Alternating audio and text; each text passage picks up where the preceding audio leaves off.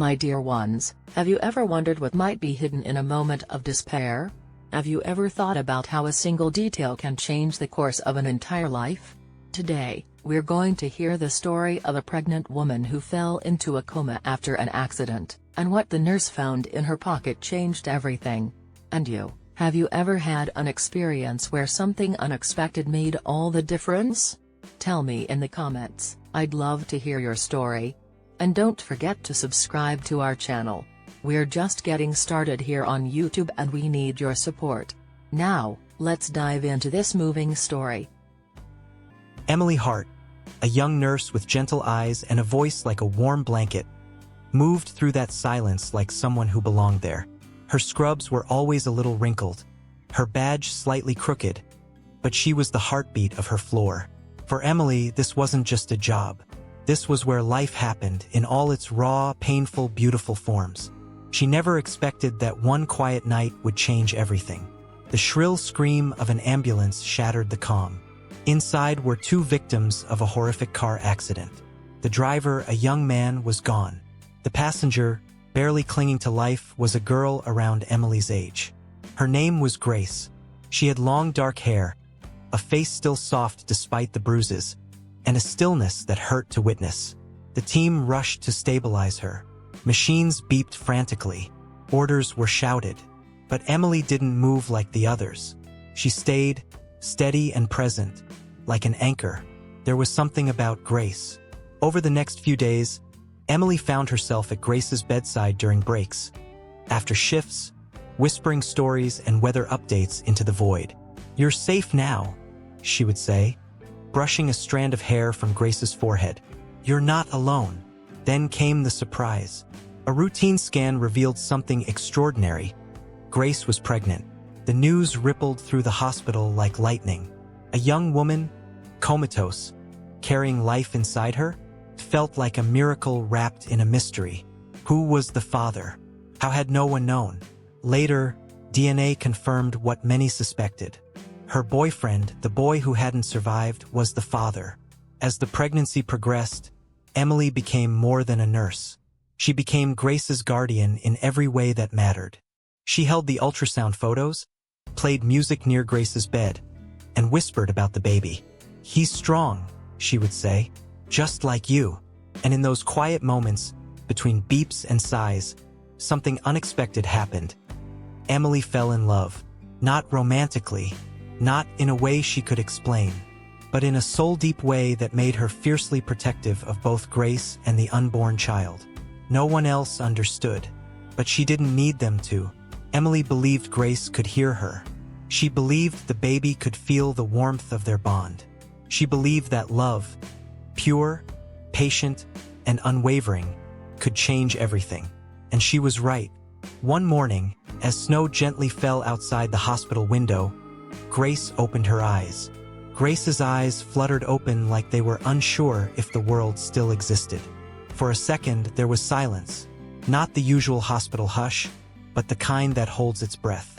Emily was standing nearby, refilling a water jug when she saw it. A blink, a flicker, then panic. She rushed to Grace's side. "Hey, you're safe. You're okay?" she said gently, trying to calm her trembling hands. But Grace's gaze darted around the room, wide with confusion. She tried to speak, but her throat cracked like dry leaves. Emily brought her water, adjusted the bed. "Take your time," she whispered, her voice soft as snowfall. Then came the question no one could prepare her for. "Where is he?" Grace rasped. Emily hesitated. "I'm so sorry, Grace. He didn't make it." The words sliced through the air like broken glass. Grace turned away, burying her face into the pillow. Her shoulders shook with silent sobs. The pain of waking up without the person you love. That kind of pain leaves no visible scar, but it fractures the soul. For a few days, Grace barely spoke. She stared at the ceiling or out the window, her eyes distant. Emily stayed nearby but gave her space. Grief doesn't follow rules. It just happens. And then, just as her voice was returning, the truth of her pregnancy was revealed. Emily had prepared herself for many reactions. What she hadn't expected was how quickly joy turned to terror. "No," Grace whispered. "No, I can't. I can't have this baby." Her breath quickened. Her hands trembled. Emily tried to reach her. "Grace, he's healthy. He's strong. He's a reminder," Grace interrupted, "of everything I lost." She wasn't cold. She was shattered. The pregnancy, meant to be a symbol of survival, felt to Grace like a cruel joke. "I wasn't ready to lose him," she said one night. "And now I'm supposed to raise his child alone? Every smile, every laugh, he'll look like his father. I'll see him and remember everything I don't have." Emily didn't argue. She just held her hand. Grace's decision came quietly. "I want him to have a chance. With someone who isn't drowning." There were forms, meetings, conversations filled with legal terms and emotional landmines. Through it all, Emily stayed close, never pushing, never judging. The day Daniel was born, it was snowing again. He came into the world with a cry that felt like a song, full of life and longing. Grace held him for a long time. She memorized his fingers, his cheeks, the way he curled his toes when he slept. "I'm so sorry," she whispered into his hair. "You deserve everything I couldn't give." Emily stood beside her, eyes wet, heart full. She had already decided, if no family came forward, she would care for Daniel. Somehow, she felt it had always been meant that way. But then, something no one expected happened. No one came. Weeks passed. Families visited the adoption center. Some were polite. Others said he was too complicated. His story was too much. And just like that, Emily's quiet promise became reality. Daniel stayed. 20 years had passed. Grace Harper now ran a cozy flower shop on Main Street in Havenwood, nestled between a bakery and a bookstore. Her hands, once shaky from trauma, now arranged wildflowers with grace. Customers came for peonies and left with stories. And Grace? She lived in a quiet rhythm of survival, raising 2 teenagers with her husband, Liam, who had never questioned the past she rarely spoke about. But every now and then, usually in the stillness of early morning, a name would echo inside her. Daniel. She had tried to move on. She tried to believe she'd done the right thing. But motherhood isn't something you undo. It's a thread that remains, even if frayed. She had no idea he had stayed. No one had ever told her that Daniel was never adopted, that he had grown up right there in Havenwood, raised with care by the very woman who had once whispered to Grace through the fog of Coma. Emily. Daniel had grown into a quiet, intelligent young man. He was passionate about plants and wildlife. He volunteered at the lake reserve. He sketched wildflowers and read old books and built his own greenhouse behind a modest lake cabin on the edge of town. And Grace didn't know, until the day he walked into her shop. He wasn't alone. A bubbly young woman named Martha walked beside him, excitedly admiring succulents and asking for advice on soil and sunlight. "She's really into resilient plants," Daniel murmured, trailing behind her. Grace felt a strange chill, something in his voice, his eyes. He didn't introduce himself, didn't have to. Later that evening, she couldn't stop thinking about him. His presence had stirred something deep inside her, like hearing a song she'd once loved but hadn't listened to in years. A week passed before Grace gave in to the ache in her chest and drove across town to the old orphanage. It was smaller than she remembered, newly painted, with a playground where laughter replaced silence. She stepped inside, heart pounding, and there, like a chapter waiting to be reopened, was Emily. The 2 women embraced, tears catching them off guard. "You always kept your promises," Grace whispered. Emily's face softened. "I never stopped." They sat together in the same garden where children once played while Emily read stories to Daniel under the sun. Then came the truth. "Daniel was never adopted," Emily said. "He grew up here. I stayed close, birthdays, school plays, everything I could be there for. I was." Grace's breath caught. She had imagined a different life for him. A new family, a fresh start. She'd convinced herself he was better off that way. But now she realized he'd never left. He had always been within reach. And still, she hadn't seen him. Emily continued. "He's a remarkable young man. sensitive, quiet, brilliant, but there's a sadness in him that never fully went away. Grace wiped her tears. Does he know? About me? Emily hesitated, then nodded. He's known for a while, but he was afraid of being rejected, of losing you again. The words hit Grace like thunder rolling over a calm lake. All this time, she had been afraid he wouldn't want her. But in truth, he'd been afraid she wouldn't want him. Grace's world tilted. She had lost him once. She couldn't lose him again. I want to see him, she said softly. Please, I need to tell him everything. Emily took her hand. Then you must be patient, she said, because even love needs time. Some truths don't need to be spoken out loud. They bloom in the space between glances, in the way someone lingers just a moment too long, hoping to be seen but afraid to be recognized. Grace returned to her shop the next day with shaking hands and a head full of questions. Was it really him? Did he hate her? Did he know how much she had loved him, even when she let him go? She didn't have to wait long for more answers. That same afternoon, Martha came back. Alone this time, Grace greeted her politely, pretending not to feel the tremble in her voice. Martha didn't ask for plants this time. She asked to talk. In the back room of the shop, surrounded by buckets of fresh lavender and baby's breath, Martha sat across from Grace and revealed the truth Emily hadn't. I've known Daniel since we were 5, she said gently. We grew up together at the orphanage. He was always different, observant, sensitive. Grace nodded, trying to keep her breath steady. He knew who you were before he ever stepped into this shop, Martha continued. He used to sit across the street just to watch you through the window. I think he wanted to see you happy, to make sure you were okay. Grace closed her eyes, overcome by the weight of it. All these years, her son had been watching her from a distance, carrying the same fear she had, that the bond between them had been severed forever. He's not angry at you, Martha said, but he's scared. Scared that if he lets you in, you'll leave again. Tears streamed down Grace's face.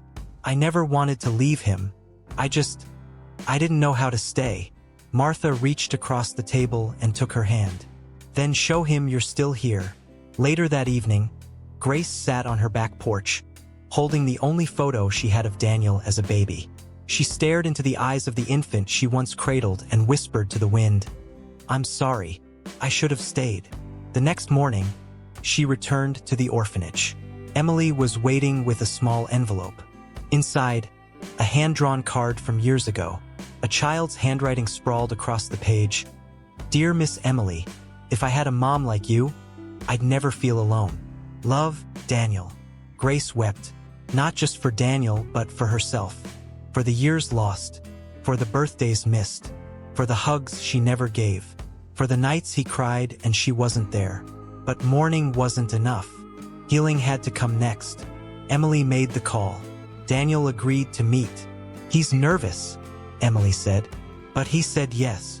And just like that, the past, once buried so deep, began to stir. Grace drove toward the lake where Daniel lived, hands clenched around the steering wheel, heart hammering against her chest like a drum inside a cathedral. His cabin came into view, modest, wrapped in ivy, kissed by wildflowers. It was beautiful and terrifying. She walked slowly up the path. The door stood closed, but the window was cracked open. She heard the faint strum of guitar chords inside. She hesitated, then rang the bell. The door opened, and there he was, taller than she remembered, lean and quiet, with her eyes and his father's chin. He looked at her with something between fear and hope, like someone staring into a dream they'd never allowed themselves to believe. For a moment, they just looked. No words, no demands, just two hearts trying to remember how to speak. And then, finally, he stepped aside and said, Would you like to come in? The moment Grace stepped into Daniel's cabin, it felt like walking into his soul. It smelled of cedarwood and sunlight, filled with potted plants and half-finished sketches pinned to the walls. Birds in mid-flight, leaves in gentle motion, wildflowers captured in loving detail. It was quiet, not empty, but peaceful. like the kind of silence that asks you to breathe deeper. Grace stood near the door, unsure of what to say. She had rehearsed 100 speeches in the car. None of them made it past her lips. Daniel poured 2 cups of tea without a word and handed her one. His hands steady, his eyes unreadable. They sat at the small kitchen table, the wood worn soft by time. "I don't know where to start," Grace said, voice trembling. Daniel looked at her, finally meeting her eyes. "Start anywhere." So she did. She told him about the crash, the coma, the grief that wrapped around her like chains. She explained how she'd felt unfit to be a mother, not because she didn't love him, but because she loved him too much to raise him in that storm of pain. "I was broken," she whispered. "I thought giving you a chance somewhere else was the only good thing I had left to give." Daniel said nothing for a long moment. Then he leaned back and spoke softly. "I used to think you didn't want me." Grace's breath caught. "I used to watch you through the window of the flower shop," he continued. "You always looked so calm, so whole. I thought, maybe you'd forgotten me." Her eyes welled. "I never forgot you. I carried you with me every single day." He nodded slowly. "I believe you now." And then, just like that, the air shifted. Daniel rose from his chair and walked toward her. She stood, 2 hands shaking. And when he wrapped his arms around her, Grace melted. It wasn't just a hug. It was a homecoming. It was years of silence collapsing into a single, soul-saving embrace. It was forgiveness without words, love without conditions. And it was just the beginning. From that day forward, Grace and Daniel took slow, careful steps towards something new. Not a reenactment of the past, but the building of a future. They went on hikes together, Daniel teaching her the names of birds she'd never noticed. He showed her his paintings. She brought him flowers from the shop every Sunday. They weren't trying to replace what had been lost. They were honoring it, transforming it. Martha remained close, a steady friend, a quiet bridge between 2 hearts learning to trust again. Emily, too, was never far. She watched from a distance, heart full, knowing her role had mattered, knowing that sometimes love isn't loud, it's consistent, and that, too, can change the course of a life. Years passed. Grace became a grandmother. Daniel's children ran through the aisles of her flower shop, chasing butterflies and toppling flower pots. Laughter echoed where sorrow once lived. One spring afternoon, as the sun filtered through the greenhouse roof, Daniel paused beside Grace. "I used to think I grew up alone," he said. She turned to him, eyes bright. "And now," he smiled, "now I know love doesn't always look like presents.